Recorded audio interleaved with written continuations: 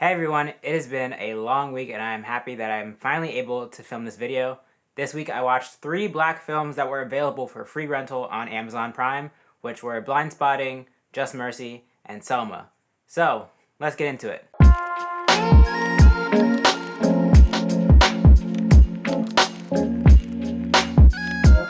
Now by the time I'm making this video, they're probably not available for free anymore, but they're still worth checking out, and if you can find them on another streaming service or rent the DVD something, definitely do that because these are all movies that I think you should watch.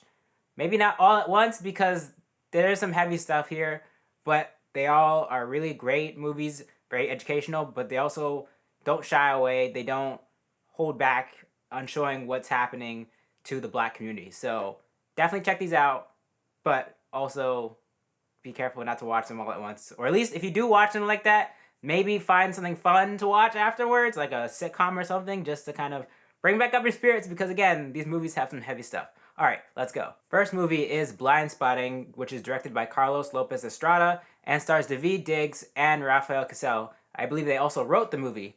I actually saw this for the first time in theaters back in 2018 and I really liked it. And on this rewatch, I loved it even more and it felt so much more relevant to what's happening today. Which also speaks to these issues, that these are things that are ongoing. These aren't things that finished. These aren't things that have... I mean, I guess you could say they've gotten better in some aspects, but more or less, a lot of the issues they speak about in this movie are still going on today. Blind Spotting tells the story of Colin and Miles, 2 childhood best friends living in Oakland, California. Colin is on his last few days of probation. After these next few days, he's free to go. He doesn't have to stay in a house with someone watching over him. But while he is going about his day, he sees another black man killed by a police officer, and that really sends him for a loop. So this movie talks a lot about police brutality. It talks about gentrification, how people are coming in the neighborhood changing things, white people especially, and they're kind of pushing back and trying to change the culture of the place that they're invading, basically. And it also talks a little bit about cultural appropriation, because Miles, you can see, even though he's grown up in this area, he's white, and he's acting a certain way, to someone from the outside, it looks like he's kind of just acting like a black person. Like he's kind of appropriating that style, that culture. Even though, in a way, it is technically his culture, but it still feels kind of weird. And like, you do notice he doesn't say the N-word and stuff like that, but there's other things he does that seem more performative. So I thought that was really interesting. And that did speak to me personally, because I've grown up in a neighborhood where I had a lot of people like that who try to act black or act a certain way, but it was kind of weird, right? And I felt like that was something super relatable for me. But also the stuff with police brutality was done really well. You see how what happened, or witnessing what happened to that man, really shakes Colin to his core. It kind of haunts him throughout the movie. I thought that was done really well. They also talk about violence, gun violence. It's just so many levels to this movie. On top of all that, there's some comedy. There's some really good rapping in this. Like, the final scene, I'm not going to spoil it, but there's a final scene where Colin is rapping towards somebody, where he's kind of expressing his feelings through rap, and I thought that was such an amazing scene, and I loved it a lot more watching it the second time. So if you get a chance to watch this one, definitely do it. It's probably available on Amazon now, but you have to pay, obviously. And on other places, I think AMC actually has it for rental too, with their streaming service. I don't even know if it's a streaming service, but it's on there too, so I definitely recommend checking this one out. Next movie, we have Just Mercy. Just Mercy was directed by Destin Daniel Cretton and stars Michael B. Jordan, Jamie Foxx, and Brie Larson. Just Mercy is based off a true story. It tells the story of Brian Stevenson, a civil rights lawyer who's trying to save a man from death row. This was a heavy movie, but again, it's very important to watch, and it's very powerful to see what happened here. This is a true story based on a book written by Brian Stevenson, the real lawyer who took on this case. This movie does a great job of showing how the justice system works against black people, similar to If Beale Street Could Talk, but I feel like this one is a really, really in-depth version of that. You see how Johnny D was framed for this murder, and everything in the system is working against him.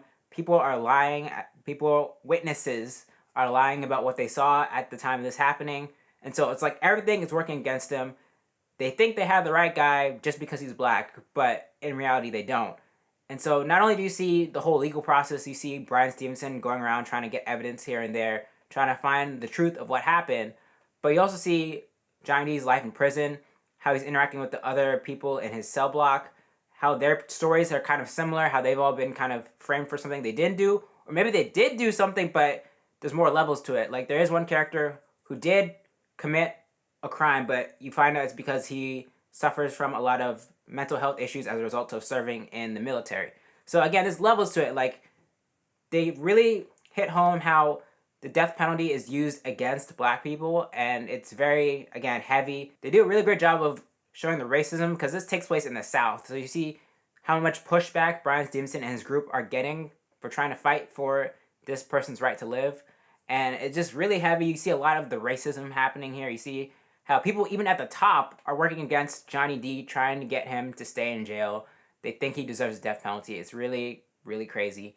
But again, this is a story that's happening today. And I remember when this movie first came out last year. I didn't get to see it in theaters, but I remember last year there was a similar case happening at the exact same time that this movie came out.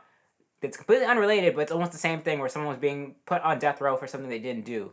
And I can't remember the name of the guy. If you remember what I'm talking about, please let me know down in the comments. But it was really crazy that happened, because it shows, again, how this stuff is still happening today. So if you haven't seen this movie, definitely recommend checking it out.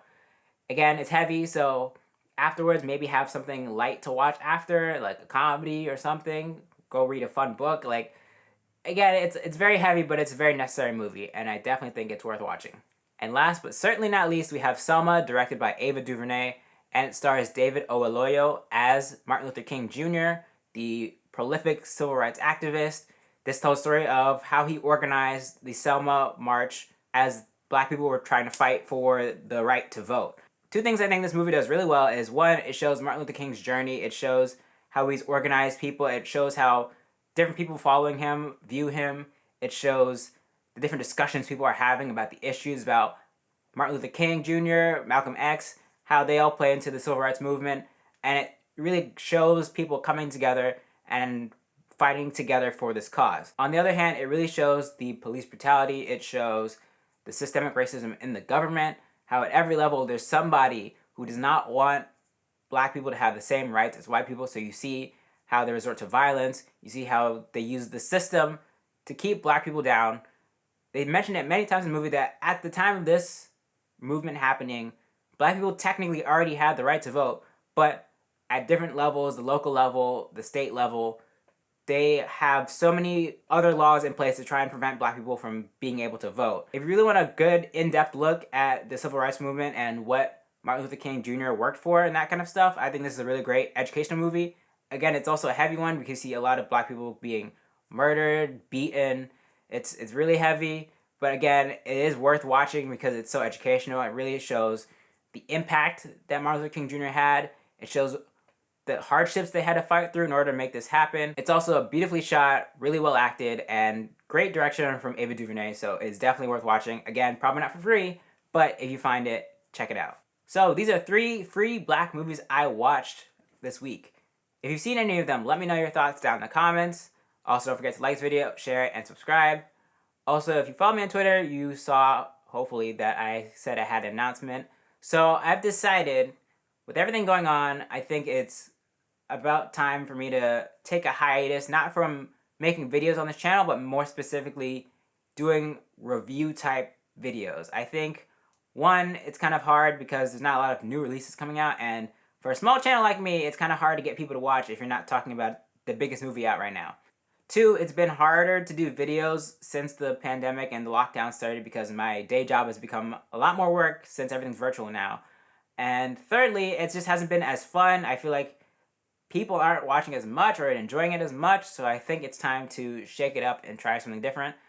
I honestly don't know what that's going to be yet. I'm going to try out different things and see what sticks. So thank you for your support so far if you've been watching since the beginning. I really appreciate it.